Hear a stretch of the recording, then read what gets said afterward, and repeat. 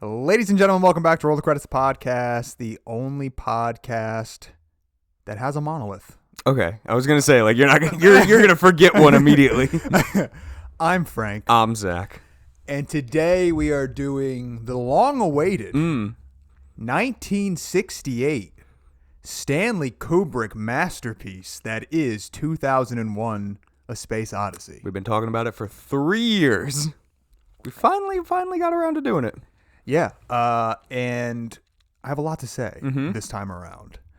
1968, he wrote it. It's based off of like a little short story that was originally created, but then the guy who wrote the short story also came on to write the screenplay with him.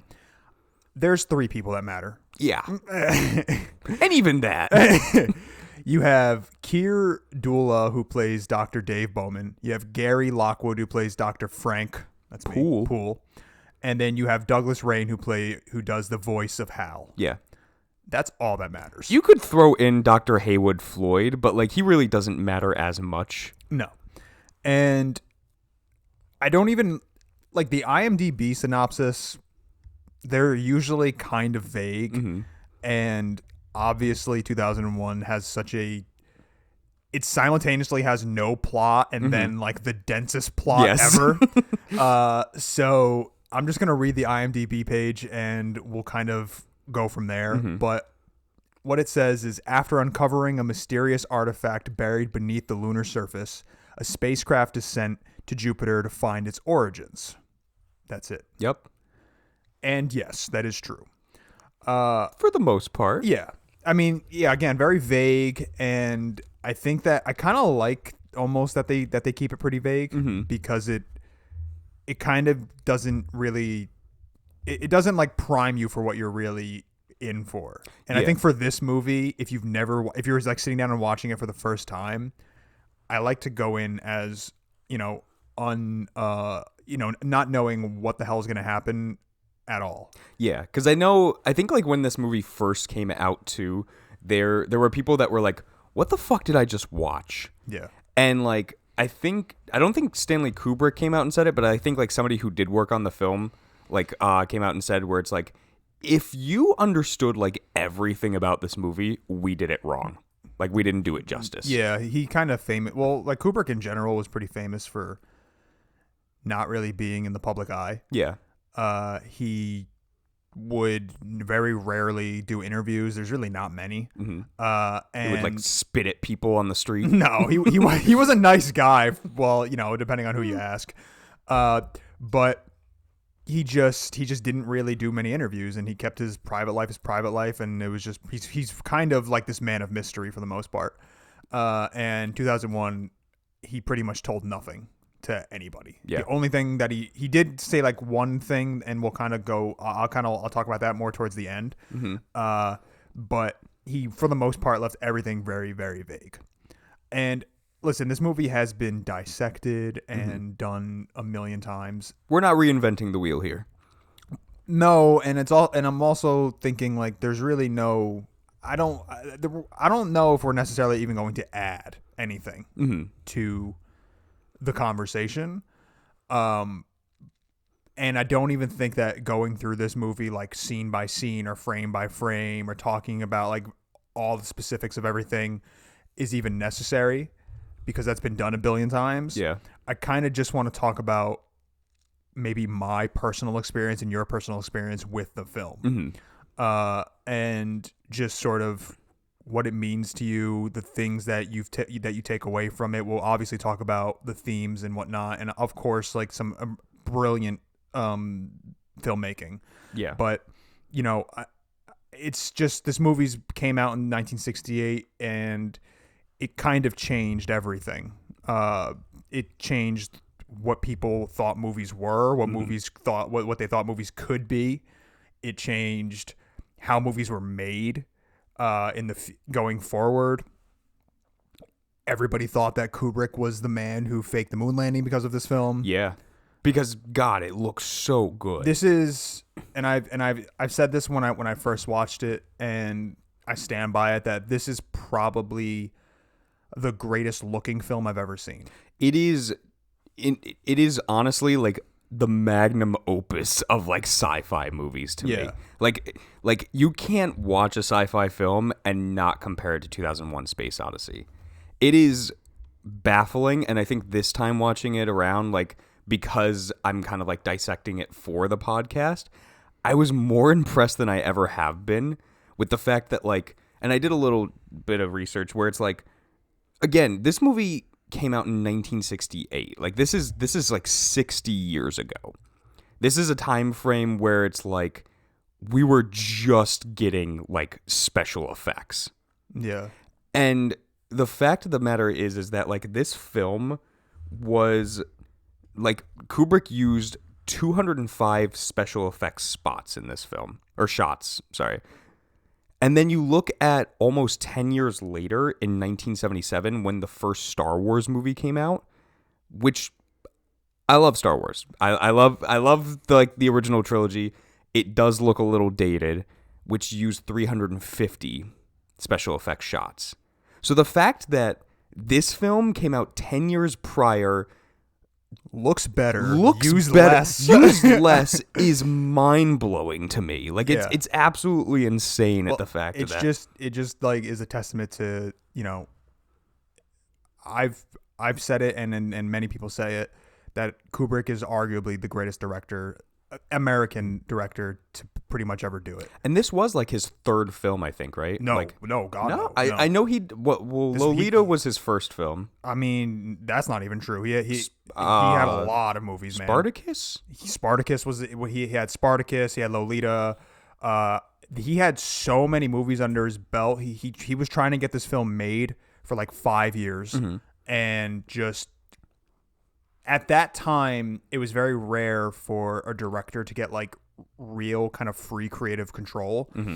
But he built his legacy up to the point where everybody kind of respected him so much that he really was known, and they were like, he was given like trust, and they were like, we trust you, and we'll let you do it. So I mean, the fact that he was just sitting on it for 5 years doing everything. I mean, I don't know if years ago I watched like the behind the scenes of how they made this movie.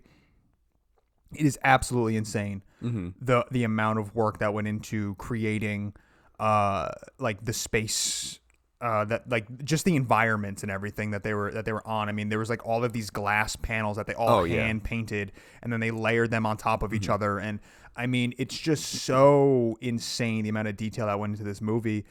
And they also got like 2 million pounds of like sand like brought in to make it look like the moon. It's insane.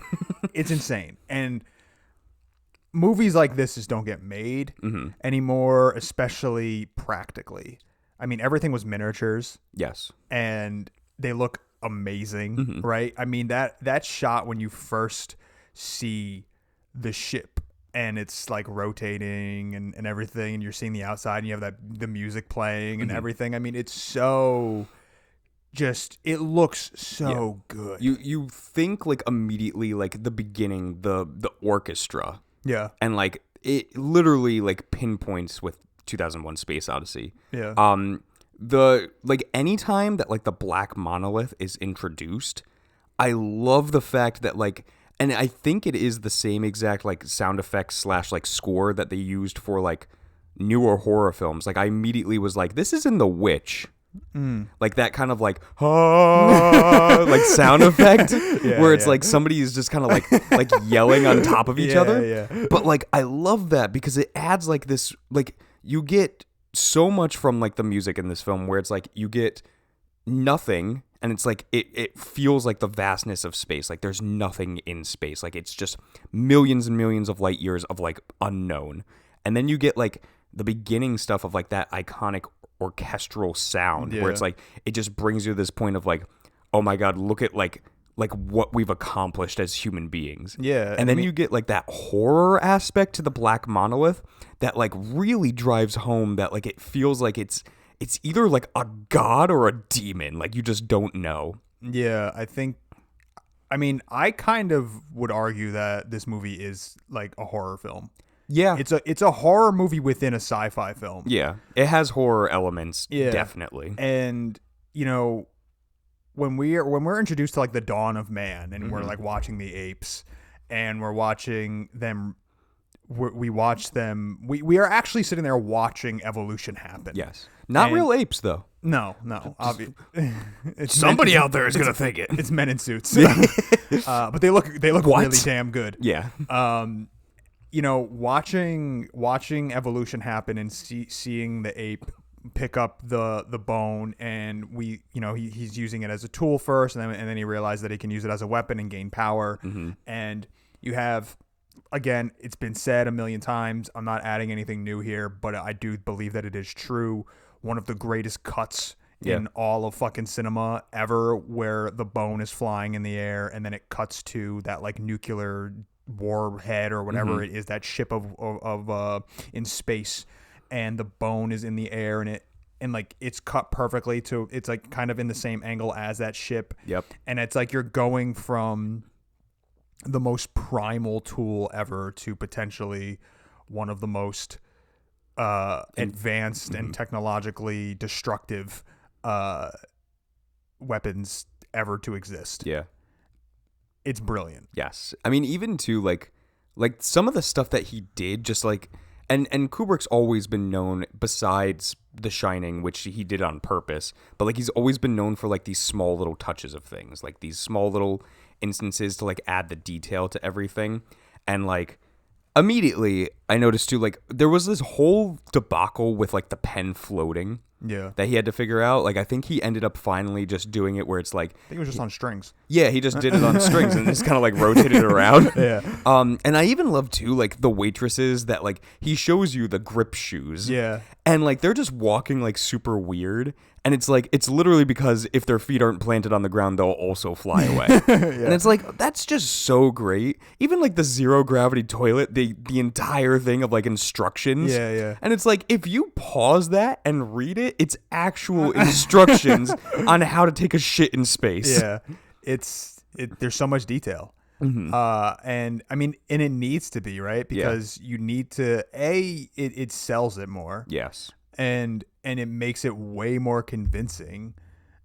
And then B, you just, I don't know, for me as a viewer, I just feel like I'm in good hands. Like, when there's that much detail to the world, you kind of just feel like you're in really good hands of a great filmmaker. Yes. And I think it was also really, really smart too, where it's like, realistically, like, but like, yes, there is the part where it's like, because it's kind of like broken up into sections of a film. Yeah. Where it's like that transition into space when like you have the whole stuff of like Floyd. Yeah. Like, and it's literally just like him. And then he gets onto like the space station, and then like he's walking, and it's like 3 people max. Yeah. And then even to like when you get later on to like the Jupiter project, where it's really just Dave and Frank. And it's like, yes, there's like thousands of other crew members. There are 3 other scientists that like are part of this crew, but like are still in like hyperbolic. Yeah. So it's like they're not really a part of it, but they are a part of it.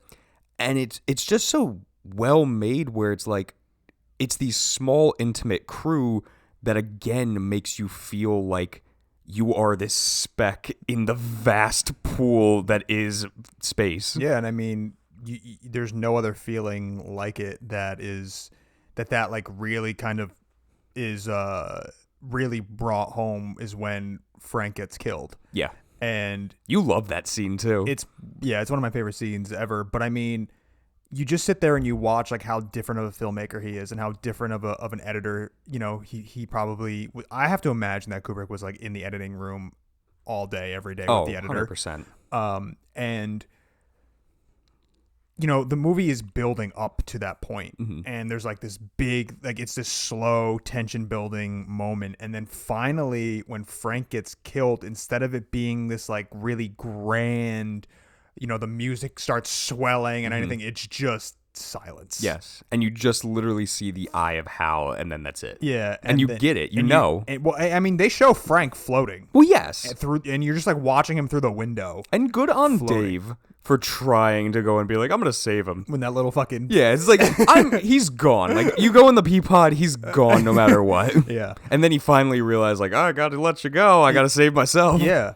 I mean, it's just so good though. Like it makes it more powerful, I think, when you cut out the sound. Oh, 100%. You know? Especially too when you think of like people that have been to space and it's like you go out there and it's just silent. Yeah. Like it literally is the vastness of space. Yeah. So it's like it just makes perfect sense. He also, I think Kubrick did some weird shit where it's like he did like this copyright to where he didn't want to put like any like actual like aliens in the film because had they discovered actual like extraterrestrial life, he didn't want In it the to future, be yeah. he didn't want it to be where it's like, oh, like that was stolen from me. Oh yeah. Super weird. I get he also did like for whatever reason like anytime that like Dave or Frank or like the original crew like when they go to the moon like you hear them breathing, that's Stanley Kubrick. Yeah, apparently. I don't like. I don't think that's ever really been confirmed, but it's kind of like, hey, apparently the breaths he recorded those. Which is so weird. It's a thing. Yeah, it is what it is. So this movie, I feel like this film is kind of like, I think Christopher Nolan is like Trying to imitate everything. well, not necessarily trying to imitate, but I do think that he is trying to be what Kubrick is, where, and I think to a certain degree he has been successful, where I think like when you go and watch a Kubrick film, you don't really go to a Kubrick film to just sit down and like be entertained. You're going for like a real experience. Yeah. And I think that Nolan does that. You know, Did he do the movie Gravity? Nolan? No. Oh, okay. So, you know, watching that, you know, like Dunkirk was a true like cinematic experience in the theater. And, you know, I do think that I don't think, you know, Nolan's nearly on the same level as Kubrick. I don't think really anybody is. No. But I don't know. It's just interesting to see, you know, his influence throughout the entirety of history and like films that are still being made today. Like I've said it before that, you know, I think Yorgos Lanthimos is very much inspired by Kubrick, and his movies are very, you know, Kubrickian is what we'll say, right? So like to sit there and be like, man, this guy is just, you know, you can feel his DNA in all of these incredible filmmakers, I think is something to be said. And I think 2001 is probably Kubrick's best film ever. I think it was by far his most ambitious. Oh, 100%. And I don't think any film ever really like came past this movie for him. I almost feel like his career was kind of like building up, and then he reached 2001, and then it kind of starts going down a little bit. Like, or like plateaued, basically. Yeah, like I would say like The Shining, like is definitely one where it's like that is also like a film that people know him for. Yeah, but again, it is that kind of thing where it's like you made 2001: Space Odyssey. Like people are gonna remember you for that. Yeah, I mean, again, I think that it's literally like the greatest sci-fi film ever made. I would say so. I think like no matter what, like I think anytime that you make a sci-fi film, you kind of have to like look at this film to kind of get inspiration from it. Yeah. Like it's just, I mean, it was so ahead of its time. Oh, 100%. And what you were saying about Star Wars, like the movie came out 10 years beforehand and it still feels like it was like eons past it. It's incredible because like that's always something like anytime that I watch this film, I'm just blown away by it. Yeah. Like it's baffling to me how good this still looks. Like not only for that time, but now, like it still looks top notch. Yeah, no, it's the best. I remember I sat down. I saw this movie right after I graduated college for the first time, and I was alone. Had like my surround sound, and I was like, I gotta watch it. Everyone says how amazing it is, so I sat down and I watched it in my bedroom alone with like a giant whatever TV. And yeah, I mean, it was one of those moments where when the movie ended, I just had to sit there for 20 minutes and just like process my existence. And I remember going up to, I don't remember who I said it to, but I said it to somebody where I was like, it's the greatest looking film I've ever seen. And the guy and the guy I was talking to was like, you mean like for its time, right? And I was like, Nope. no. Like today, like like put it up against any film that's coming out, today. It looks better than every other movie I've ever seen in my life. And I mean, of course, that's just because it was shot on film. So film is just better. It just looks better. And the fact that he had the right crew and everybody that was involved and knew what the hell they were doing. So like everything was just like everything was lit so perfectly and everything was color graded so perfectly. Like it just looks the best. This is probably the argument where it's like anybody that says like, oh, you need to do CGI because like that's the only way to get like these different effects and make it look like as real as possible.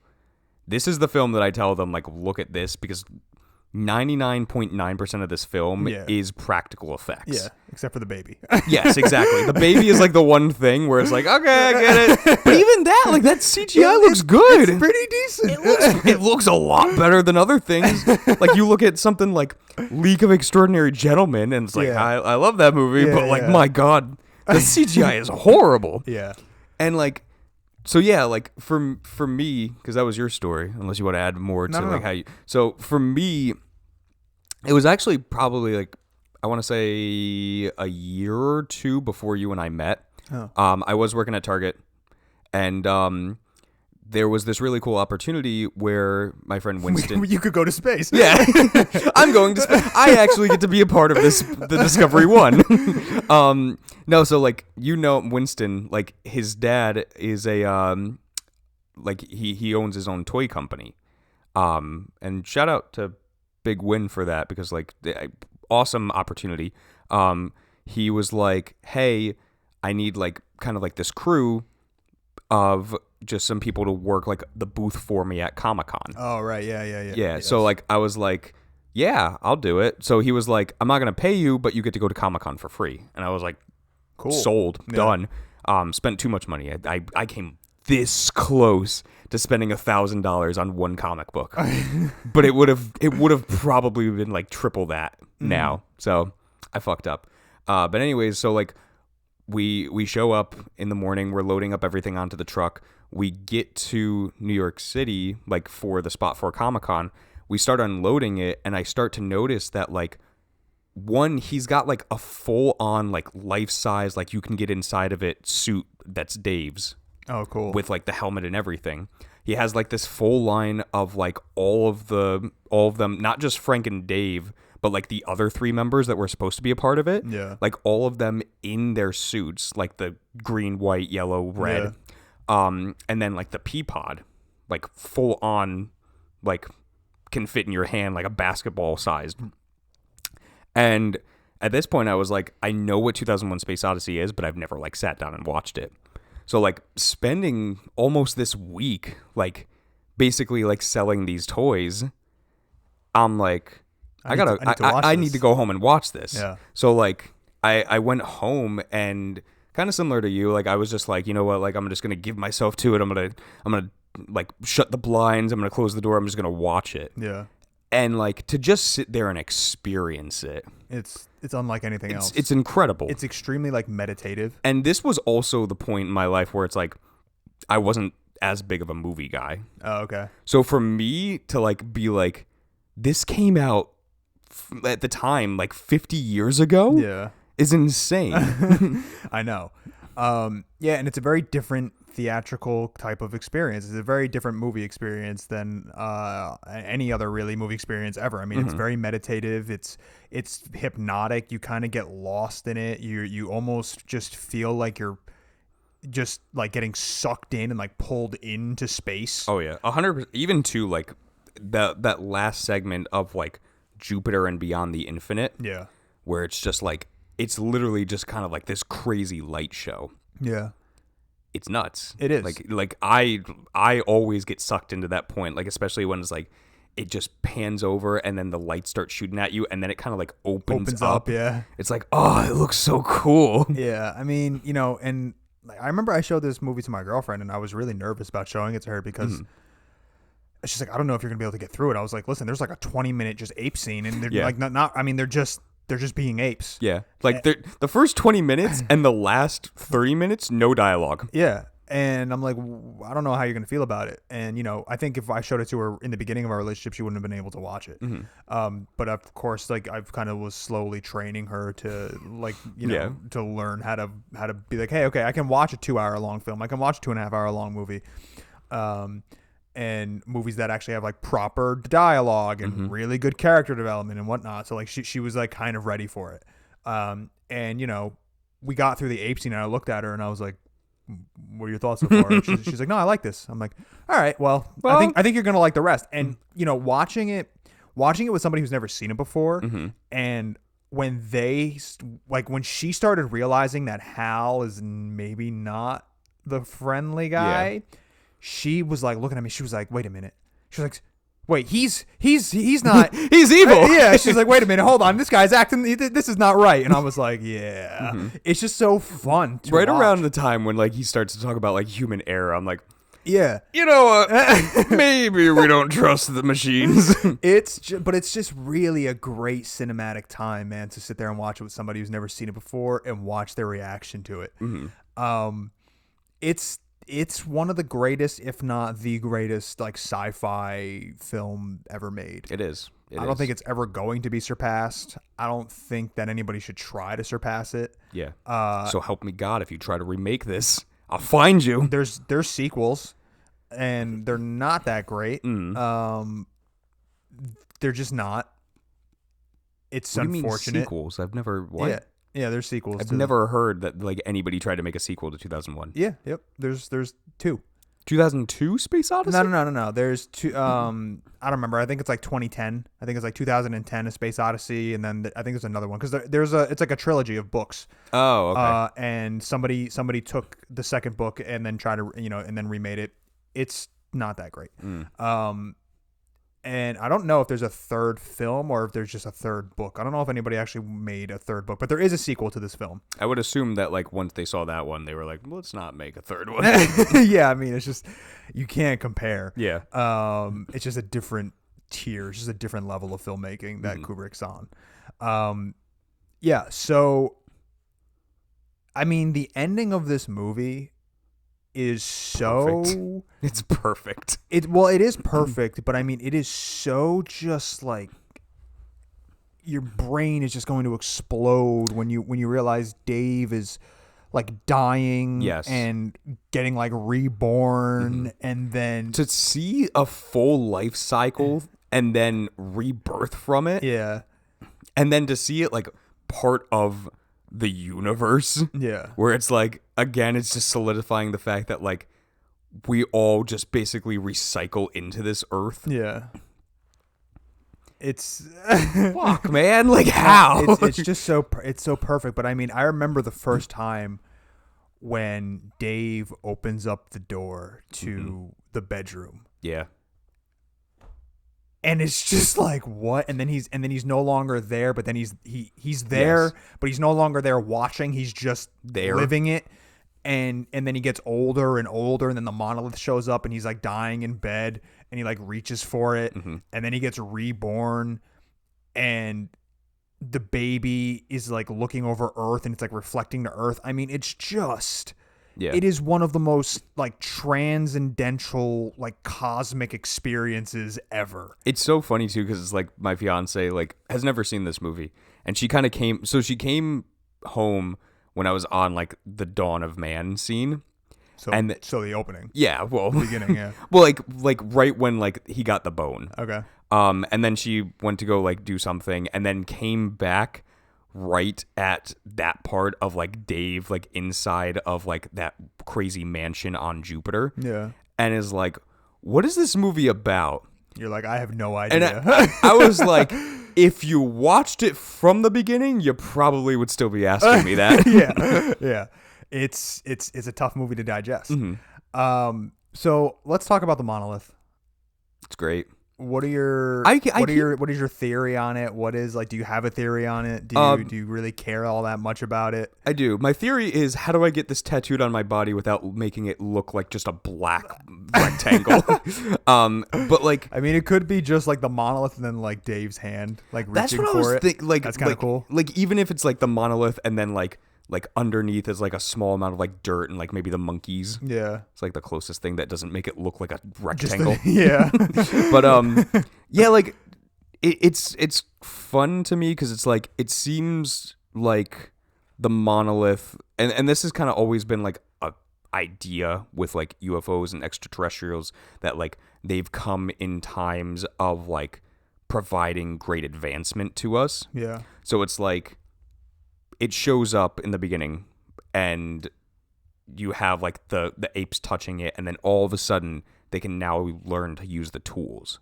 Like something clicked in them. Yeah. And then it's like, we already at the point like in the future where it's like we can do space travel. So it's like, that's crazy altogether. Get to the moon, they touch it. 18 months later, they have this advanced system now that is going to Jupiter in literally like, they said it's like 5 days, something like that. Like Frank, when he's on the phone with his parents, are like, "Oh, I'll see you like Wednesday." Yeah, yeah. And it's like, like even now, this takes us like 14 years. Yeah. So it showed up again as like an idea to like then progress human life. And then at the end, when like you have Dave reaching for it, it's once again where it's like he's now transcending past like advancement of like technology and advancement of like mentality, where it's like he's now advanced to the point where it's like he's reborn in the universe. Yeah. It's like, I know. That's my idea on it. Yeah, I mean, we're not too far off. I've always kind of sat in the camp where I don't think that the monolith is the reason for the advancements. Mm-hmm. I've always sat in the camp of the monolith is there to witness the advancements. Like, it is there to watch these major evolutionary points. I think that the monolith is essentially like everything. Like, I think that the monolith is God. It's like the Watcher. Kinda, yeah. Like, I literally think that the monolith is God. I think it's the universe. I think it's cells, it's space, it's stars. It's like just everything that it's just everything. Mm-hmm. And I think that that's why it's just black. Yeah. Because it's the void. It's, yeah, and like you look inside and there's nothing, but then simultaneously it's all there at once. Mm-hmm.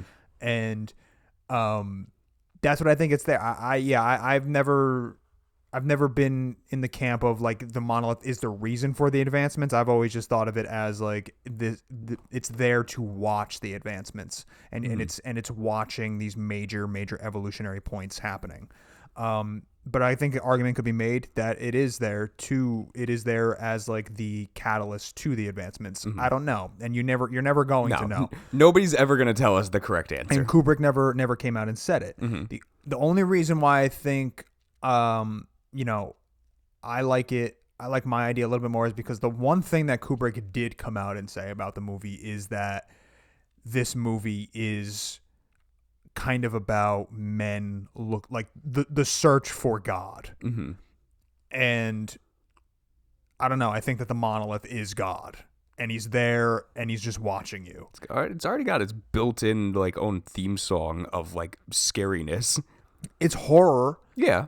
And I do think that there's an element of that. I mean, like you know. Well, there's that element of horror of like what happens if you can find God. Yeah. It's like will you just melt from like non-understanding? Yeah. It's an insane movie. It's one of the best films I think ever made. I think that, people say like, oh, The Godfather or Citizen Kane, like the greatest movie ever. I don't know, man. I think 2001 for me is like better than those. It definitely is up there. Like, I mean, they're very different movies, so yes. like comparing them is kind of like weird. But I do think like Space Odyssey definitely holds above most of them. I think so. Not Velocipaster though. But Right. yeah, that's a hard one to beat. Yeah. Also, one thing that like I never really like, and I was kind of like ugh on this one, intermissions. I get it. It was the time era of like thing, yeah, like anything over like 2 hours, like you need an intermission. I don't need it though, for like especially now like on streaming services. Yeah. Where it's like, Yeah, I guess they like just cut it out. They just do it on streaming services to keep it like as authentic as possible, I guess. Yeah, but I mean, you're lying if you say you like an intermission. Well, I guess I don't know. Like I Remember, Frank, your penis shrinks an inch if you lie.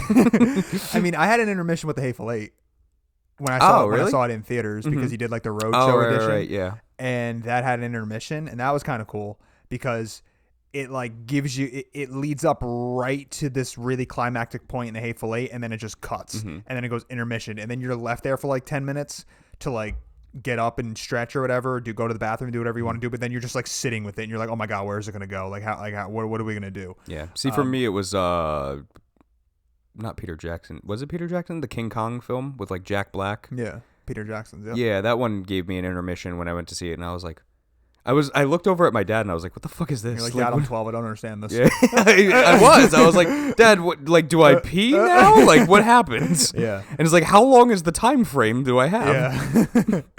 Yeah. But yeah, no, it is weird to have an intermission kind of like when it's streaming at home. I don't remember I got really frustrated because I don't remember what happened with Christopher Nolan. He was supposed to like release this again. He was like presenting it and he was like going around the country, I think, and he was going to showcase 2001: A Space Odyssey in theaters again. And I don't think it ever happened. No. And I don't think so. Yeah, to my knowledge, I don't think it ever actually went. He was trying to get like somebody to let him launch a nuke for Oppenheimer. That's why. Yeah, well, it was way before Oppenheimer was. Well, it takes a while to let you launch a nuke. But yeah, I don't know what happened to that. That's like the one thing I've never seen this movie in theaters, and I feel like I have to. Yeah. You know, to like truly get it, to really experience it to its fullest capacity. You know what you could do?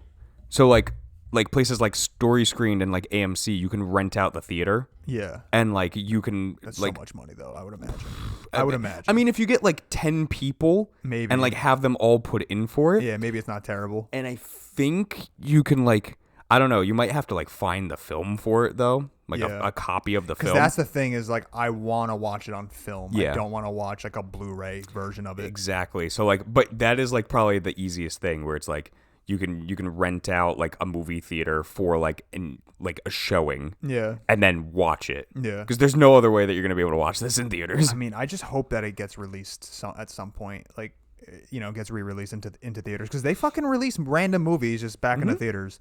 Yeah. So I would love to see this movie in theater. I think that would be truly one of the greatest movie moments of my life. Oh, 100%. Yeah. So 2001 is one of the best movies ever made. If you haven't seen it, I don't know what you're doing. You need to watch it. 10 out of 10 bones in the air. Like it's the best. There's no other way to describe it.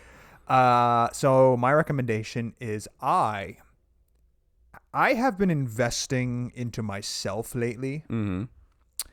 And I was like, You finally grew out that beard.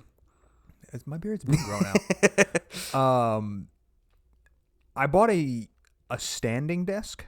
Oh yeah. You were talking to me about this. So it's a desk that's got like motorized legs and you can program different heights. So like listen, I do a lot of editing and whatnot, like writing and editing, and I'm sitting a lot at a desk for long periods of time. And it's just like not good to just be sitting there and stagnant for 6, 7, 8 hours. So apparently the standing desk is like way better for your health and whatnot. So I was like, all right, I'm going to do it. Better for your back, better for everything. So I bought the standing desk, got it off of Amazon. I was trying to find the one that I got and I was looking it up last night in preparation for this, and it's just like gone. So I can't recommend the one that I have, unfortunately. Weird. Because you already threw out the box. It's gone. Everything's gone. Yeah. I built it and it's gone. But I will say, man, it is so much better. Like, it's just cool to like just hit the button and the desk just goes bzzz, and it raises up. Did you get the update where it's like you can jog with it? Yeah, right. But it's really cool, and it's way better for my back, and I'm just able to just stand there and do my work, and then I want to sit down, I hit the button and it goes back down, because you can like set your heights. So it's like, everybody's different. So my standing height would probably be different than your standing height, and my sitting height would be it's different than your sitting height. So it's all like tailored for me perfectly. And I just love it so much. That's cool. So I would recommend a standing desk. It's a pretty penny. It's not the cheapest thing in the world, but I think that it is worth the investment if you maybe have like a home office. I think that it's worth it. Absolutely. Cool. Zach, what are we doing next? Oh, how to top that. So we are going to be having a discussion on pros and cons of short films, and then some of our favorites, some things that we really enjoy about them. Yeah, so we're going to just do the longest movie that we've ever done. Oh, yeah. And then we're going to talk about the shortest things that we could do. Okay, cool. So look forward to that. Zach, take us out. All right, guys. Thank you for listening. Now, Frank, just what do you think you're doing, Dave?